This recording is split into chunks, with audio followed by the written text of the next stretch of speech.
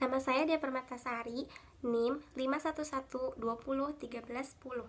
Awal mula KFC. KFC atau Kentucky Fried Chicken adalah jaringan restoran cepat saji Amerika yang berkantor pusat di Louisville, Kentucky yang berspesialisasi dalam ayam goreng.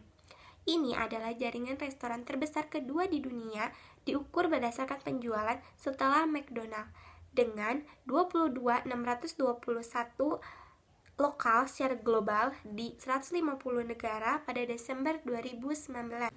Restoran ini adalah anak perusahaan dari Yum Brands, sebuah perusahaan restoran yang juga membawahi Pizza Hut, Taco Bell, dan Wing Street.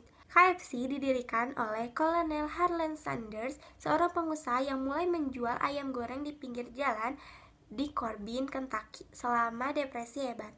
Sanders mengidentifikasi potensi konsep waralaba restoran dan waralaba Kentucky Fried Chicken. Pertama dibuka pada tahun 1952.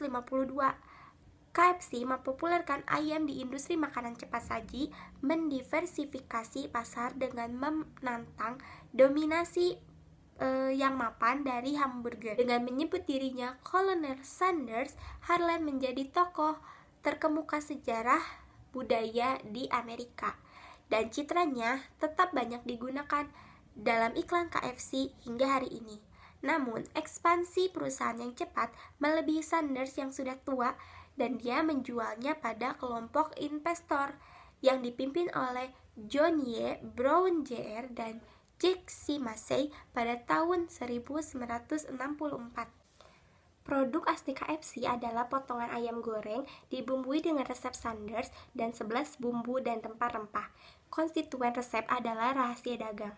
Sebagian besar ayam goreng disajikan dalam karton atau ember yang telah menjadi fitur sejak pertama kali diperkenalkan oleh franchise PT Harman pada tahun 1957. Sejak awal 1990-an, KFC telah memperluas menu untuk menawarkan produk ayam lainnya seperti sandwich dan bungkus daging ayam serta salad dan makanan ringan seperti kentang goreng dan coleslaw, makanan penutup, minuman. Yang terakhir sering dipasok oleh PepsiCo. KFC dikenal dengan slogannya yaitu Finger Lickin' Good. KFC memiliki penjualan 23 miliar dolar pada tahun 2013 dan berkantor pusat di 1441 Gardiner Lane, Louisville, Kentucky, di sebuah bangunan bergaya kolonial Belanda berlantai 3 yang disebut sebagai Gedung Putih karena kemiripannya dengan Rumah Presiden Amerika Serikat. Kantor pusat berisi kantor eksekutif dan fasilitas penelitian dan pengembangan perusahaan. Hingga Desember 2013, ada 18.875 outlet KFC di 118 negara dan wilayah di seluruh dunia. Ada 4.563 outlet di Cina, 4.491 di Amerika Serikat, dan 9.821 di seluruh dunia. Outlet dimiliki oleh pemegang waralaba atau langsung oleh perusahaan. 11% outlet dimiliki oleh perusahaan dan sisanya dioperasikan oleh pemegang waralaba. Meskipun padat modal, kepemilikan perusahaan memungkinkan untuk ekspansi rantai yang lebih cepat. Di Indonesia, KFC adalah rantai restoran barat terbesar dengan 466 outlet pada Desember 2013. Rantai telah tumbuh untuk memegang pangsa pasar diperkirakan 32% dan item. Menu termasuk spaghetti milik waralaba adalah PT Fast Food Indonesia. Gerai pertama dibuka di Jakarta pada tahun 1979. Salim Group, konglomerat terbesar di Indonesia, menjadi pemegang saham utama pada tahun 1990 yang memberi perusahaan dana untuk ekspansi besar. Pemilik waralabanya adalah PT Fast Food Indonesia, terdaftar secara publik di Bursa Efek Indonesia pada tahun 1993. Assalamualaikum warahmatullahi wabarakatuh. Nama saya Renal Aksandi, NIM 511201312. Jadi, yang pertama, saya akan menjelaskan tentang pengaruh lingkungan demografi terhadap KFC. Demografi adalah studi tentang populasi baik dari segi ukuran, keseluruhan, dan karakteristik strukturnya. Yang pertama, ukuran penduduk, the size of population. Yang kedua, distribusi usia dan jenis kelamin penduduk. Jenis kelamin, perbedaan psikologis antara pria dan wanita membuat perbedaan kebutuhan di antara keduanya. Pengaruh ini terhadap KFC, yaitu dari segi jumlah makanan yang dipesan, pria cenderung memiliki porsi makanan dan kebutuhan akan kalori yang lebih banyak. Sedangkan wanita, di mana hal ini menyebabkan satu menu makanan saja kurang bagi seorang pria. Usia konsumen biasanya menunjukkan perbedaan menu apa yang menarik baginya untuk dibeli. Yang ketiga, karakteristik struktural lainnya. Seiring bertambah populasi, permintaan akan makanan fast food pun akan semakin meningkat. Pengaruh lingkungan sosial terhadap KFC. Kelas sosial adalah gagasan untuk mengelompokkan orang-orang yang memiliki status sosial serupa yang terkait dengan fitur umum tertentu. Terus yang kedua yaitu pekerjaan. Pekerjaan seseorang dapat mempengaruhi pola konsumsinya. Contohnya seseorang direktur perusahaan kebanyakan tidak mempunyai waktu untuk membuat makanannya sendiri. Yang kedua, pendapatan. Seseorang yang memiliki pendapatan besar, tentunya dia akan bebas memilih dan memesan menu makanan tanpa melihat harga.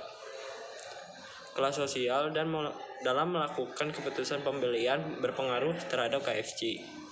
Karena bagi mereka membeli produk fast food KFC dan memberikan ini nilai tersendiri dalam status sosial. Seseorang yang mengkonsumsi makanan fast food KFC ini, generasi milenial pun cenderung mengikuti perkembangan zaman, sehingga mereka sering kembali membeli makanan fast food KFC agar dianggap memiliki kelas sosial. Nama saya Hanifah Oktaviani, NIM 511201311. Yang kedua itu adalah gaya hidup atau lifestyle. Gaya hidup pada dasarnya berkaitan dengan cara hidup seseorang, cara mereka membeli atau mengelola uang mereka. Tetapi keputusan mereka untuk membeli sesuatu itu tidak selalu berkaitan dengan posisi keuangan atau ekonomi mereka. Gaya hidup merupakan peranan penting untuk melakukan pembelian, terutama membeli makanan cepat saji seperti KFC. Gaya hidup yang semakin kebarat-baratan dan cepat saji ini sangat diterima dengan baik oleh banyak masyarakat karena praktis dan cepat untuk memenuhi kebutuhan mereka.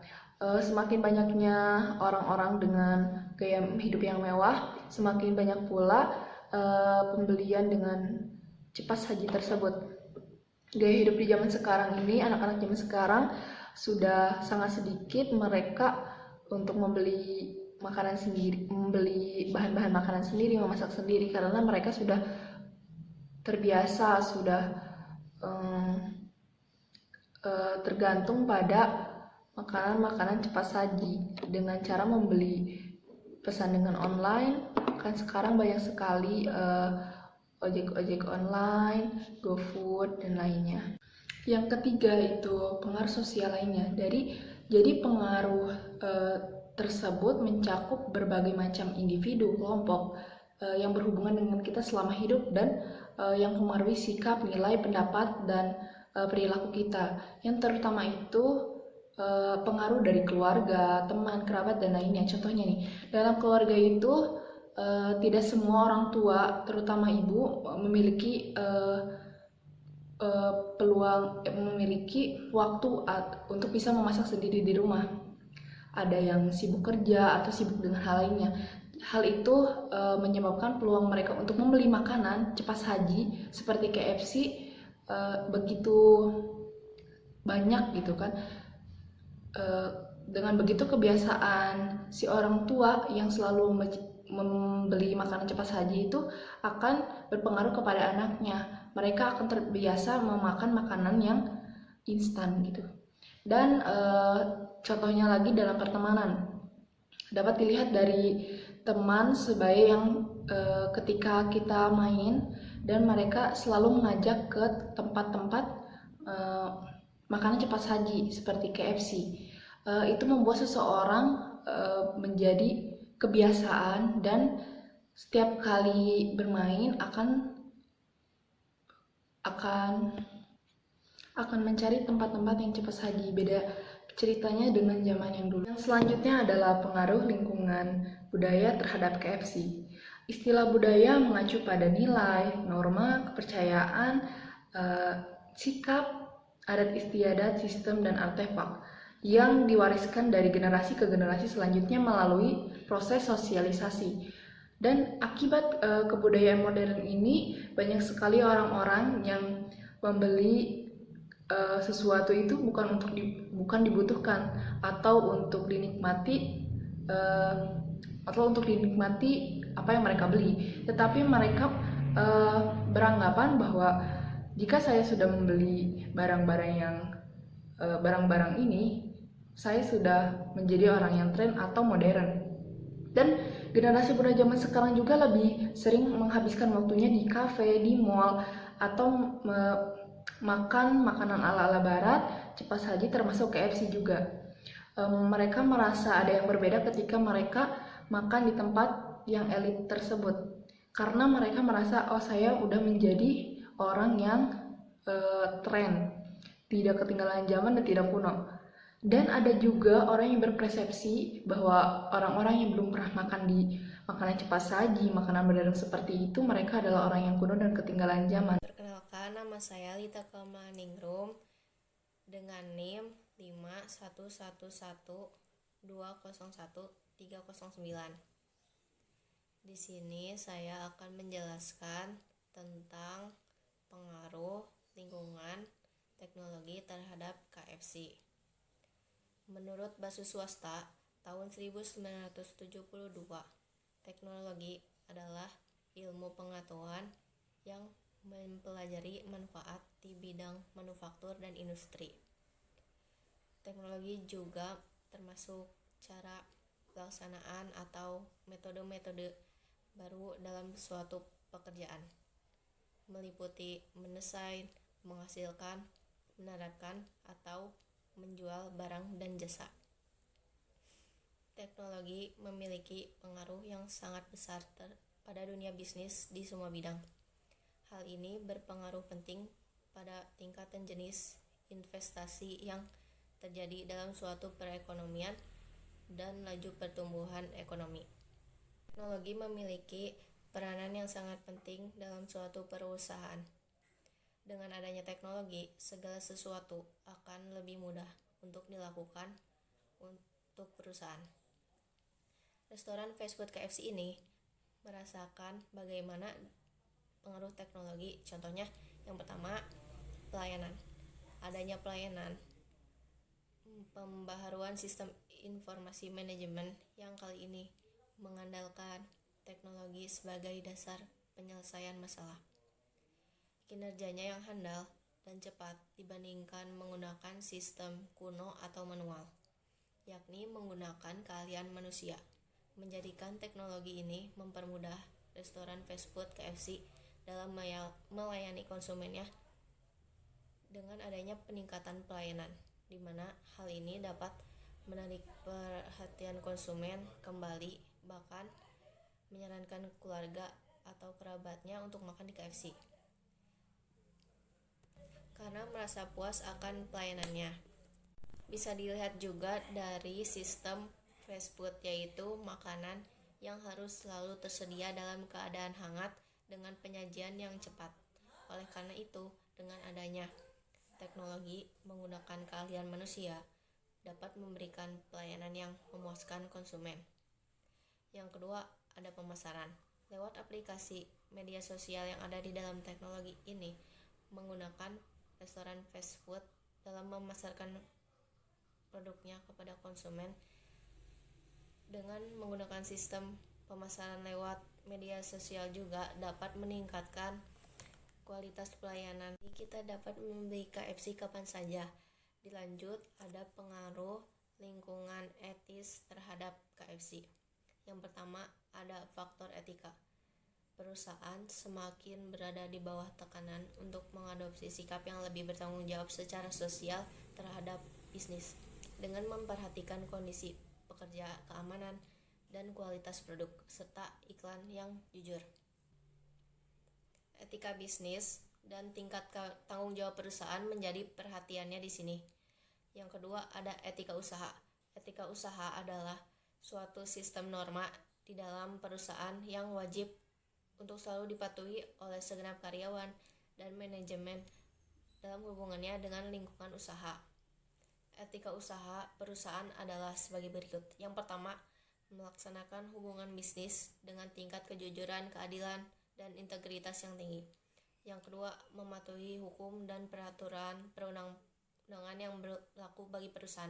Yang ketiga, memberikan kontribusi dalam peningkatan nilai pemegang saham dan memenuhi tanggung jawab sebagai perusahaan yang dikelola dengan baik. Yang ketiga, ada tanggung jawab sosial perusahaan atau corporate social responsibility.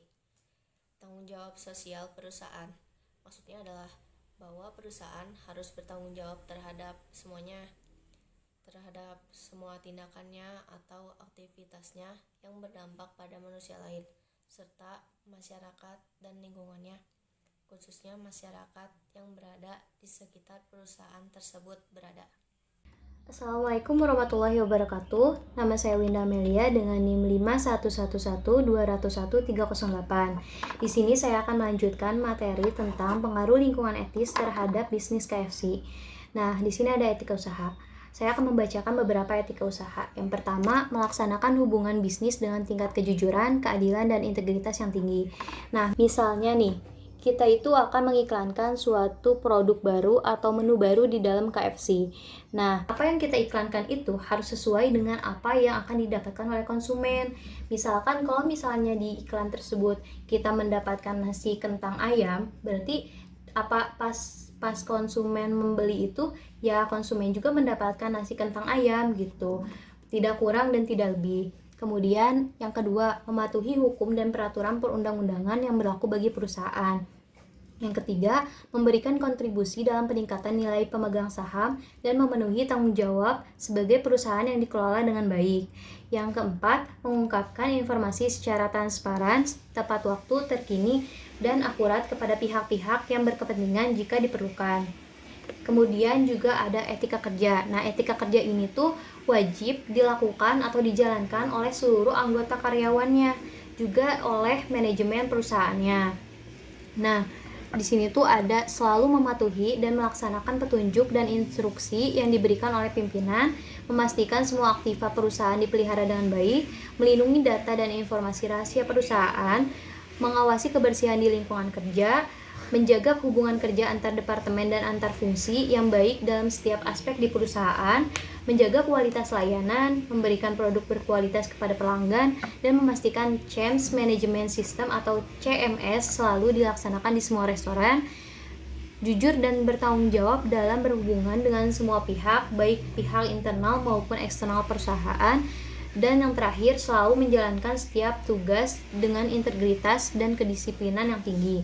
Nah, kalau misalnya etika usaha ini dijalankan dengan baik, terus juga dari CSR atau tanggung jawab sosial perusahaannya itu dilaksanakan dengan baik, itu tuh akan menaikkan citra sebuah perusahaan. Nah, kalau misalnya sebuah perusahaan itu memiliki citra yang baik, itu tuh produk-produknya itu bakal lebih disukain gitu sama si konsumen atau sama masyarakat dibandingkan dengan produk-produk yang perusahaannya tuh memiliki citra yang kurang baik. Nah, terus juga citra perusahaan itu merupakan gambaran gimana sih suatu perusahaan itu di mata masyarakat berdasarkan pengetahuan, tanggapan, sama pengalaman yang udah dirasain sama si konsumen atau masyarakat itu sendiri. Nah, terus kalau misalnya perusahaan KFC ini punya citra yang baik, maka itu tuh bakal membuat kepercayaan konsumen gitu. Jadi konsumen tuh bakalan setia, juga bakalan loyal terhadap perusahaan KFC itu. Kalau misalnya di dalam etikanya itu baik gitu. Strategi sebagai manajer demi memenangkan persaingan. Yang pertama itu strategi di lingkungan demografi. Nah, misalkan kan kalau misalnya di lingkungan demografi itu tuh kan yang mempengaruhi itu dari usia, dari jenis kelamin.